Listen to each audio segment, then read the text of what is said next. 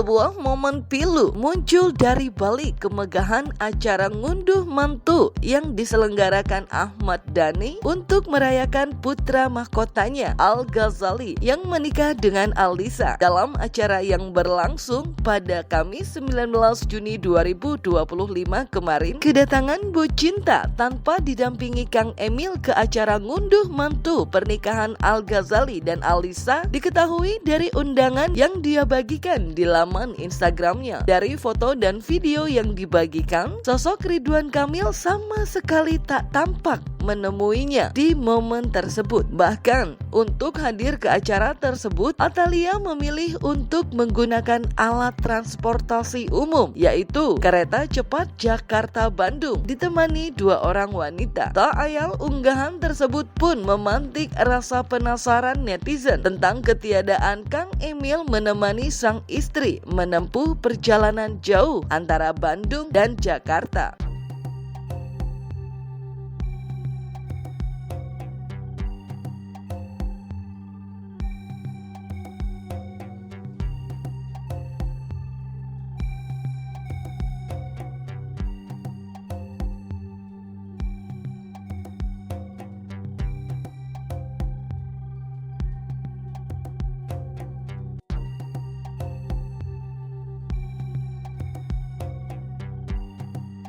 Baru dari tampilan terus dicirkus lo dapat. Lihat menunya, menu hari ini, menu malam ini. Coba Bu Anggina nama apa aja? Sosis saja. Oke, Ibu Atalia dengan apa aja? Sosis dan teman-temannya. Coba.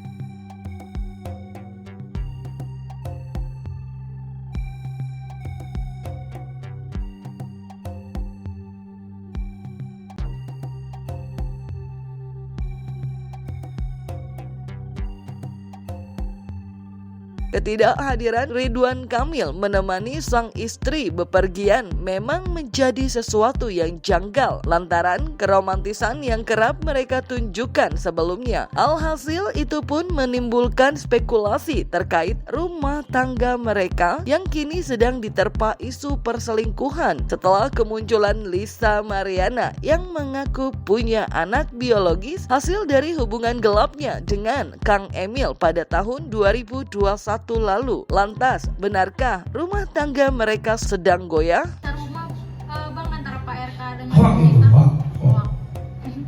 Berarti nggak ada ya Bang? Tidak ada. Gugatan perceraian. Tidak ada itu hoak. masih harmonis Bang. Harmonis, alhamdulillah. Pak RK sekarang katanya baik-baik aja sudah lama. Baik-baik aja ya, baik-baik aja. Dengan Ibu Cinta masih harmonis? Masih ya harmonis, nggak ada masalah kok, gitu aja ya.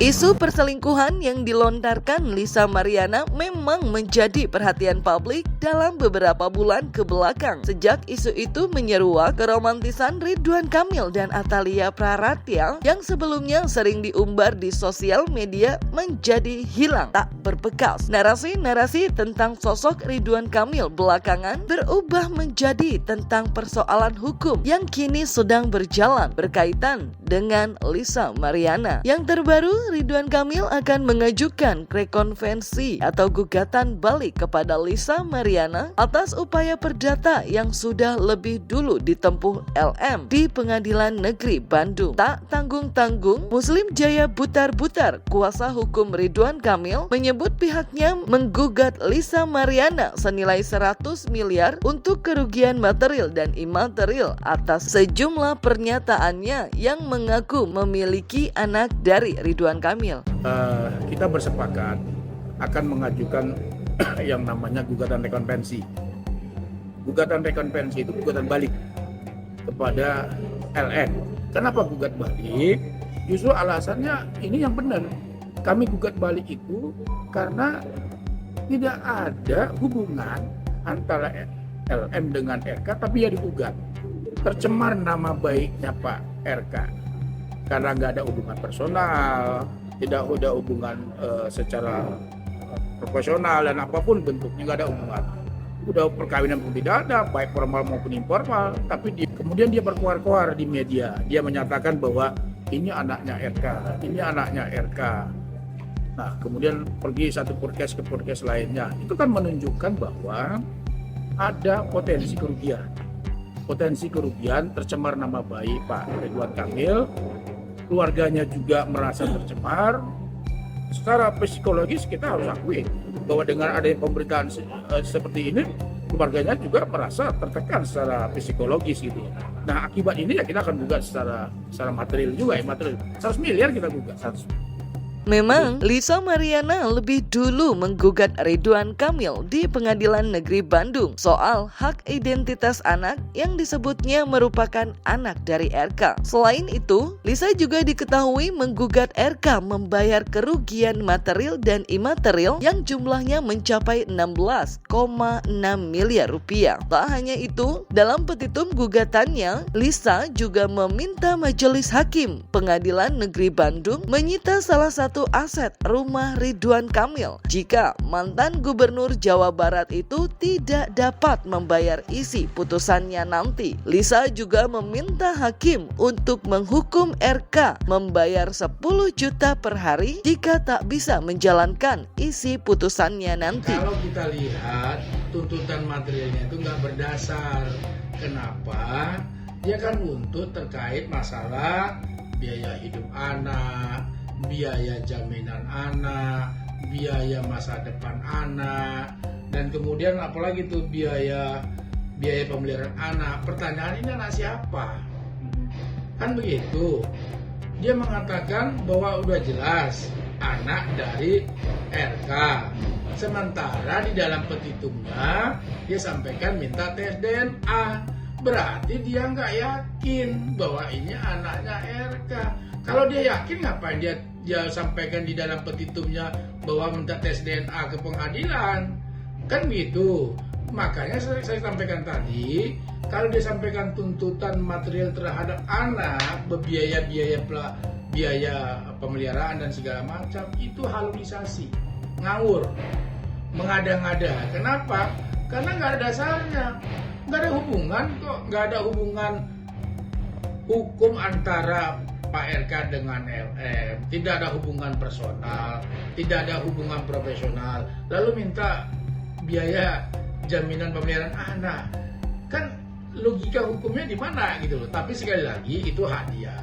Yang kedua, tuntutan ganti rugi imaterial 10 miliar. Ini juga nanggung juga sekali, 100 miliar kan gitu. Kenapa? Dia tuntut 10 miliar katanya. Kan dasarnya dia ada beban psikologis, kemudian mental di lingkungan masyarakat. Pertanyaan saya sederhana, ini yang ngungkapin siapa sih di media? Siapa yang mengungkapkan di media? Aibnya sendiri. Siapa yang mengungkapkan aibnya sendiri di media? Yang belum tentu kebenarannya. Dia sendiri kan? Lalu pertanyaannya, beban mental seperti apa? Nggak ada. Justru menurut saya, sekali lagi, jangan-jangan dia menikmati sendiri publikasi ini, kemudian dia mendapatkan dugaan dasar hukumnya, ya, karena gugatan perbuatan melawan hukum belum kelihatan perbuatan melawan hukumnya. Gugatan kontestasi nggak kelihatan tuh kontestasinya seperti apa. Kenapa? Karena tidak didasari oleh posisi-posisi hukum yang sah, status-status hukum yang sah. Mau dibilang anaknya Ridwan Kamil belum tentu.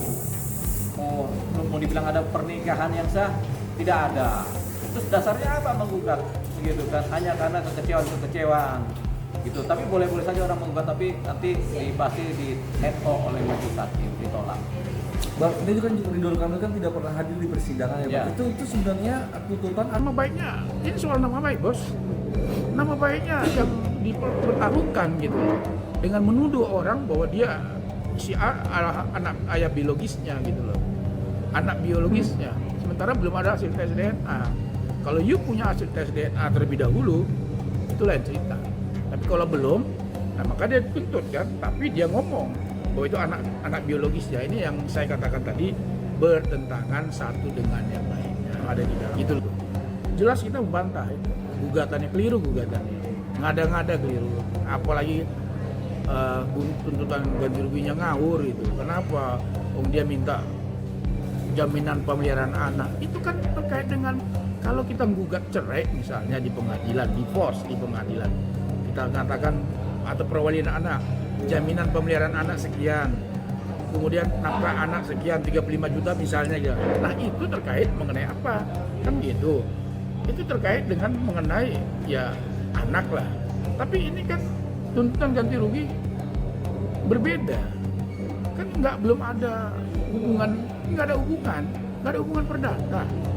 Selain merekonvensi laporan perdata yang dilayangkan Lisa Mariana di Pengadilan Negeri Bandung, Ridwan Kamil juga diketahui membuat laporan dugaan pencemaran nama baik atas pernyataan Lisa yang mengaku punya anak dari hasil hubungan gelap mereka. Proses hukum yang sedang bergulir di Bareskrim Mabes Polri itu kabarnya sudah naik ke Polres Penyidikan. Bahkan kabarnya tak lama lagi Lisa Mariana akan ditetapkan sebagai tersangka.